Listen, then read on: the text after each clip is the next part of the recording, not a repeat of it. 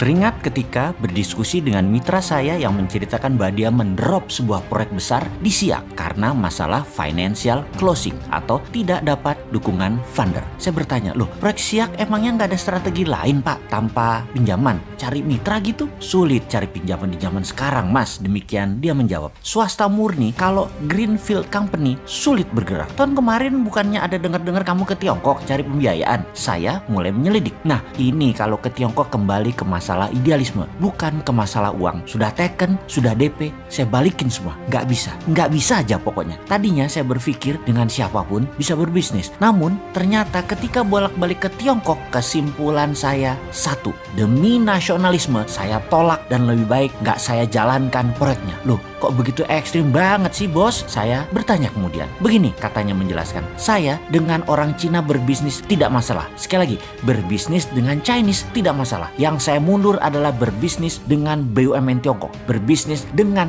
negara Tiongkok. Dengan mata kepala sendiri saya melihat dan memahami setelah bolak-balik dengan mereka dalam 1 tahun terakhir ini. Pertemuan demi pertemuan, diskusi dan menyaksikan sendiri apa dan siapa mereka. Tiongkok itu membagi dua secara global bisnisnya. Dalam negeri, swasta yang mengelola, yang bermain kira-kira 80%. Luar negeri, BUMN Tiongkok yang bermain hampir 90%-nya. Pemerintah dukung dana, dukung fasilitas lainnya ke BUMN Tiongkok untuk menggarap luar negeri. Dengan 1,5 miliar manusia di Tiongkok, mereka memerlukan pangan dan kerja buat penduduknya. Tiongkok membuat grand strategi dan policy. China is not a country. China is civilization. China itu bukan negara, tetapi komunitas. Diaspora Cina menguasai seluruh jagat raya. 2-5% di sebuah negara, pasti diaspora Cina berada di sana. Dan bagi mereka, yaitu Tiongkok, melihat mereka semua itu adalah satu civilization yang bisa dimanfaatkan akar budayanya. Lalu saya perhatikan,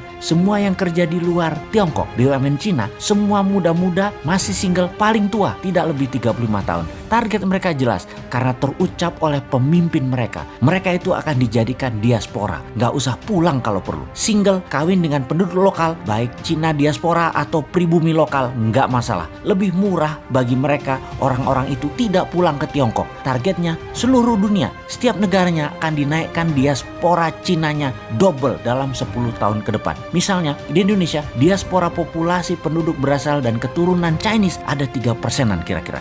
Dalam 10 tahun akan menjadi 6% dari jumlah penduduk. Ini mungkin banyak yang tidak percaya informasi seperti ini. Ini strategi Tiongkok. Ini bagian dari obor One Belt One Road. Yang 3% itu saudara kita. Tapi yang baru itu mesin perang. Dan akan tidak nyaman saudara yang sudah berpaspor hijau dari sejak lama. Namun itulah taktik perang ekonomi dan hybrid war ala Rusia Morishkova 2.0.